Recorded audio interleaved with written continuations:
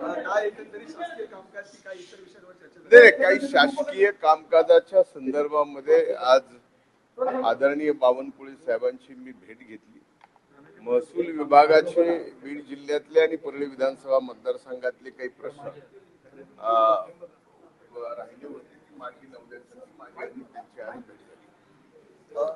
Sir, दुसरीकडे Ajit Pawar tweet करत आहेत, तुमच्यावर आरोप होतोय की बीड पोलिसांनी काही पलंग मागवलेले आहेत, त्याबद्दल हे पलंग नेमकी आता त्याची गरज का आहे? एक लक्षात घ्या, एकंदरच या बाबतीत पोलीस प्रशासनाने स्टेटमेंट दिलेलं आहे की हे पूर्वीच ज्या खाता मागवल्या होत्या त्या पूर्वीच मागवलेल्या आहेत. या काही ही घटना घडल्यानंतर किंवा घटना घडायच्या नंतर किंवा आरोपी अटक होणार आहेत त्यावेळेस काही केलेलं नाही, तर त्याच्या अगोदरच त्यांनी त्या खाता मागवल्या असं पोलीस प्रशासनाने त्यांच्या स्टेटमेंटमध्ये अतिशय सुस्पष्टपणाने सांगितलेलं आहे.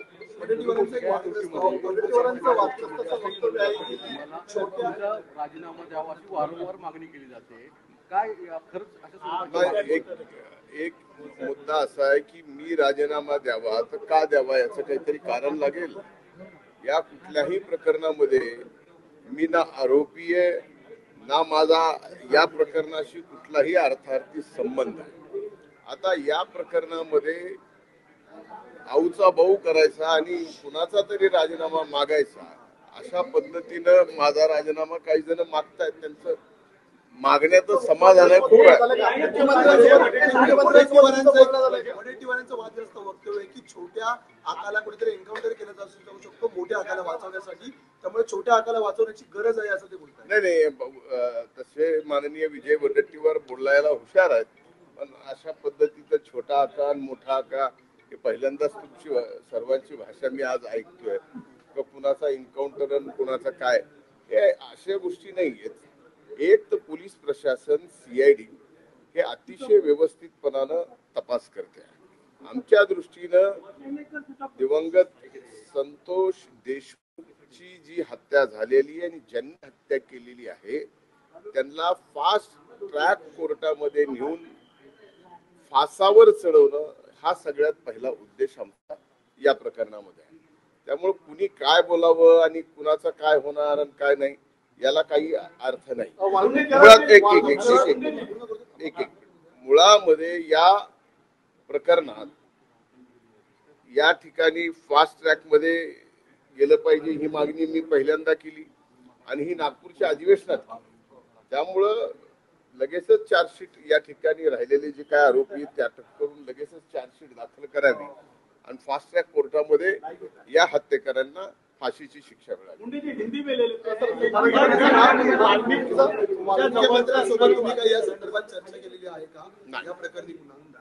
मुख्यमंत्र्यांशी तुमचं या संदर्भात वाल्मिक कराड आणि तुमचे जे जवळचे संबंध आहेत, जर तुम्ही मंत्री म्हणून राहिला तर या तपासावरती दबाव येऊ शकतो असं विरोधकांचं म्हणणं आहे. त्यामुळे तुम्हाला मंत्रिमंडळातून बाहेर काढा अशी त्यांची मागणी आहे. या मागणीकडे कसं पाहता? एक लक्षात घ्या, म्हणूनच हा तपास CID कडे दिलेला आहे.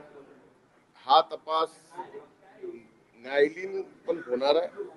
त्यामुळं त्या तपासाशी कुठल्याही प्रकारचा प्रभाव मी मंत्री म्हणून राहून होऊ शकत नाही. म्हणूनच या ठिकाणी CID, SIT आणि न्यायालयीन या तिन्ही प्रकारच्या चौकशा या ठिकाणी चालू आहेत.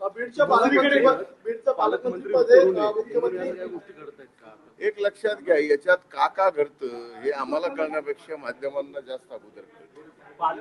आता या बाबतीमध्ये का घडावं या बाबतीत मीच पालकमंत्री, मीच मंत्री, मीच का नसावं हे जे विरोध करणारे लोक आहेत आपण त्यांना प्रश्न विचारले तर अधिक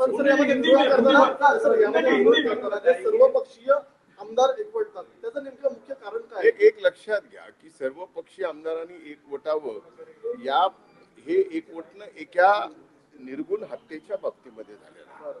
त्यामुळे ते काही चुकीचं झालं असं मला म्हणता येत नाही, कारण ती घटना अतिशय दुर्दैवी आहे आणि त्या घटनेमध्ये जे कोण दोषी असतील त्यांना फाशी व्हावी हीच भूमिका तिथं सर्वांची.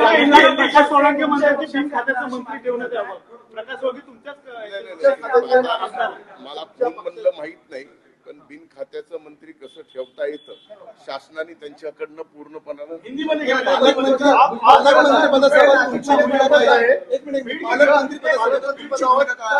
सर्वपक्षीय आमदार म्हणतात की मुख्यमंत्री किंवा अजितदादांनी बीडचं पालकमंत्रीपद घ्यावं. या बाबतीत जे निर्णय घेतील ते आमचे नेते आदरणीय अजितदादा घेतील.